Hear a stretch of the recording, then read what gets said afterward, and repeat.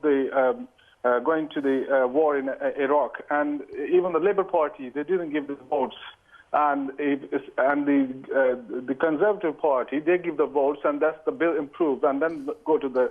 And I want to ask the same question to Mr. Cameron as well.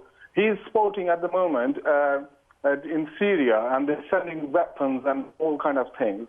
Why not they can have this huge amount of money they spend on the people who already lost their lives, and people who are disabled, and people who very need in Britain.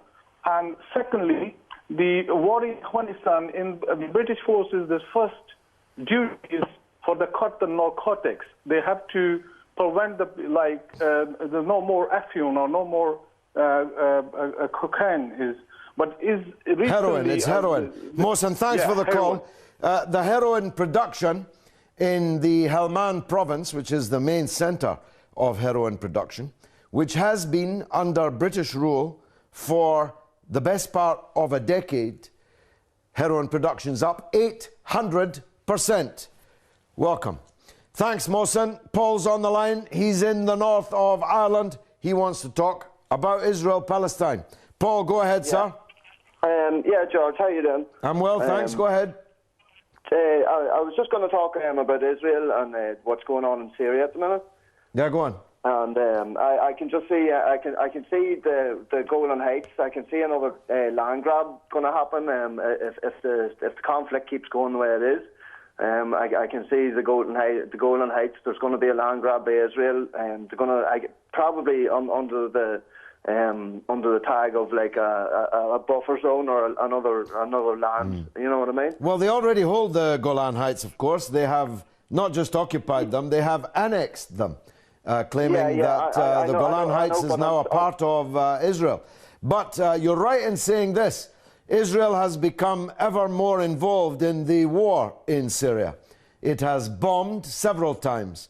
It has helped facilitate both medical services and channels for the running of guns to some of the most extreme Islamist factions existing anywhere in the world. You couldn't quite make that up, but that's what's happening, Paul.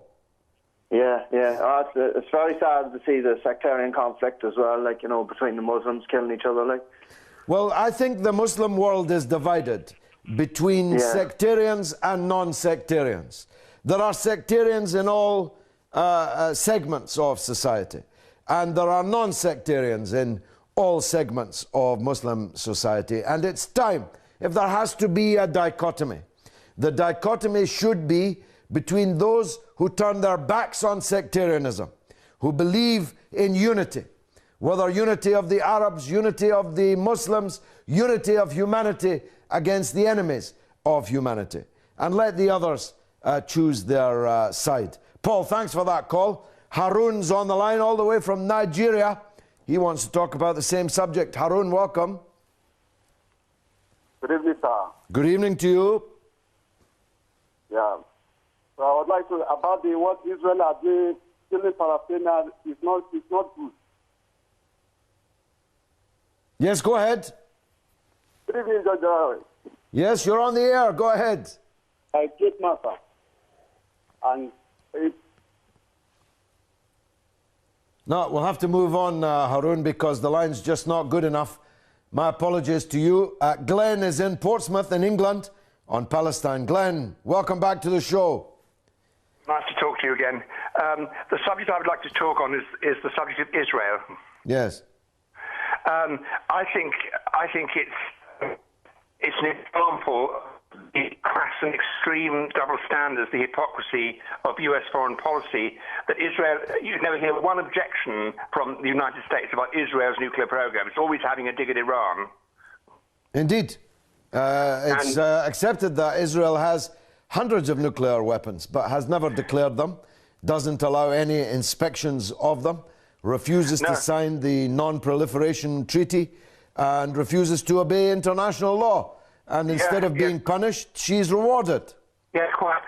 Another thing which I find absolutely unacceptable, it absolutely stinks, I think, is that the Americans are always talking about the Free Syrian Army. It's as though, it's the Archangel Gabriel or something. It's, Well, Glenn, it was said of the Holy Roman Empire that it was neither Holy Roman nor an empire. The Free Syrian Army, increasingly, is not free, is not Syrian, and by the looks of how the military situation has begun to turn over these last weeks, it's not much of an army either. Glenn, thanks for that call. We are talking about Israel. We are talking about Palestine. It is the run-up to the 65th anniversary of the Nakba, the catastrophe that wiped Palestine off the map. Mahmoud is on the line from Sweden on both subjects, Afghanistan and Israel-Palestine. Mahmoud, welcome to the show. Oh, hi, Judge Galen. Nice to have me again. Welcome. Go ahead. How are you? Good evening, yeah. Yeah, I want to talk about first Afghanistan and then Israel, Palestine. In Afghanistan, about this war you mentioned before about the blood that was paid by the Afghan people and the tax money that the British